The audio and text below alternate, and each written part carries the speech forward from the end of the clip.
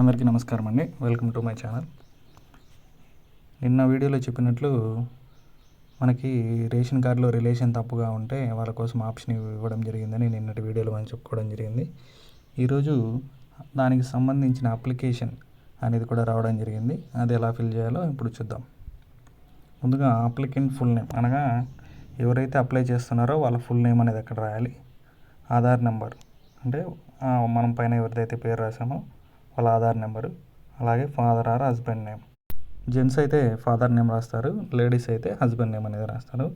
అలాగే కింద gender male or female అనేది రాస్తాము. అలాగే డేట్ ఆఫ్ బర్త్, అలాగే caste BC SC ST OC అని ఉంది. అలాగే దాంట్లో సబ్ క్యాస్ట్ అనేది మనం రాయాలి. అలాగే రిలీజియన్ హిందూ ముస్లిం క్రిస్టియన్ అలాగే రిలీజియన్ రాస్తాము. అలాగే క్వాలిఫికేషన్, మళ్ళీ marital status married, divorced, unmarried, widow ఏదైతే అది మనం టిక్ చేస్తాము. అలాగే అప్లికెంట్ యొక్క ఫోన్ నెంబర్ రాస్తాము. Is this WhatsApp number, yes or no. ఆ నెంబర్కి వాట్సాప్ ఉన్నట్లయితే ఎస్ అని, లేకుంటే నో అని సెలెక్ట్ చేస్తాము. ఫ్యామిలీ యాన్యువల్ ఇన్కమ్ ఇది కొంచెం జాగ్రత్తగా వేయాలి. ఎందుకంటే మనకు రేషన్ కార్డుకి ఎలిజిబిలిటీ వచ్చి గ్రామాల్లో అయితే 1,20,000 రూపాయలు సంవత్సరానికి.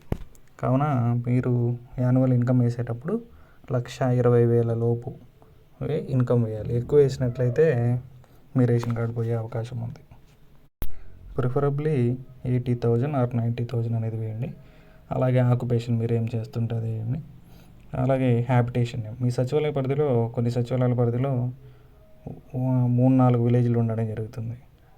మీరు ఏ ఊరు కిందికి వస్తారో ఆ ఊరు అనేది అక్కడ రాయాలి. అలాగే మీ రైస్ కార్డ్ నెంబర్ కింద if address change fill this అన్నారు. ఒకవేళ మీ రేషన్ కార్డులో అడ్రస్ చేంజ్ చేయాల్సి ఉంటే ఈ కాలం అనేది మనం ఫిల్ చేస్తాము. లేకుంటే if details change fill this అంటే ఒకవేళ మీ జెండర్ కరెక్షన్ కానీ లేదా రిలేషన్ కానీ మార్చాలంటే మీకు ఎలా కావాలో అలా క్లారిటీగా వినండి. మీకు ఎలా కావాలంటే అలా ఇక్కడ ఫుల్ నేమ్ దగ్గర అందరి పేర్లు రాస్తాము. అలాగే డేట్ ఆఫ్ బర్త్ దగ్గర వాళ్ళ డేట్ ఆఫ్ బర్త్ వేస్తాము.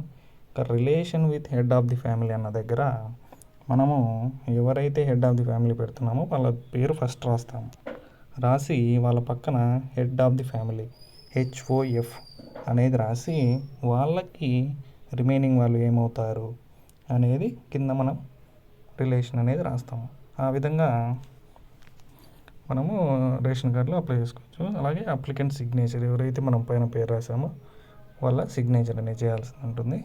అలాగే అటాచ్మెంట్ సపోర్టింగ్ డాక్యుమెంట్స్ ఆధార్ అంటే అందరి ఆధార్ కార్డులు అలాగే రేషన్ కార్డు యొక్క జిరాక్స్ అనేది అటాచ్ చేస్తే సరిపోతుంది.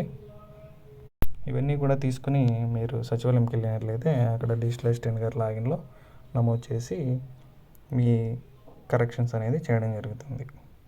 Thank you for watching this video. జై హింద్.